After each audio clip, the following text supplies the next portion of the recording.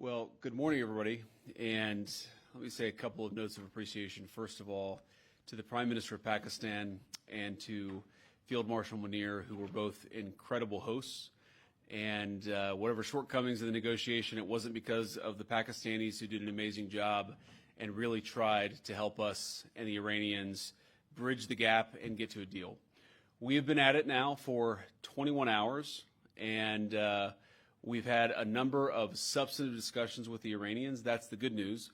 The bad news is that we have not reached an agreement, and I think that's bad news for Iran much more than it's bad news for the United States of America. So we go back to the United States having not come to an agreement.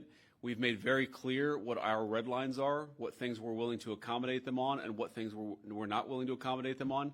And we've made that as clear as we possibly could, and they have chosen not to accept our terms. Questions? Sir, Nick Robertson from CNN. Precisely what have they rejected here? Can you help us understand it a little bit? Well, I won't go into all the details because I don't want to negotiate in public after we've negotiated for 21 hours in private. But the simple fact is that we need to see an affirmative commitment that they will not seek a nuclear weapon, and they will not seek the tools that would enable them to quickly achieve a nuclear weapon. That is the core goal of the President of the United States, and that's what we've tried to achieve through these negotiations. Again, their nuclear program, such as it is, the enrichment facilities that they had before, they've been destroyed. But the simple question is, do we see a fundamental commitment of will for the Iranians not to develop a nuclear weapon, not just now, not just 2 years from now, but for the long term? We haven't seen that yet. We hope that we will.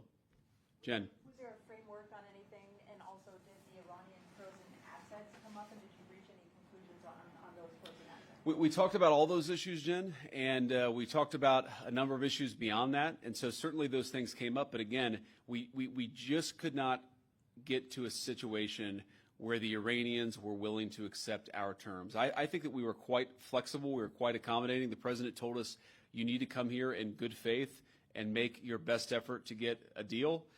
We did that. And unfortunately, we weren't able to make any headway. Preston.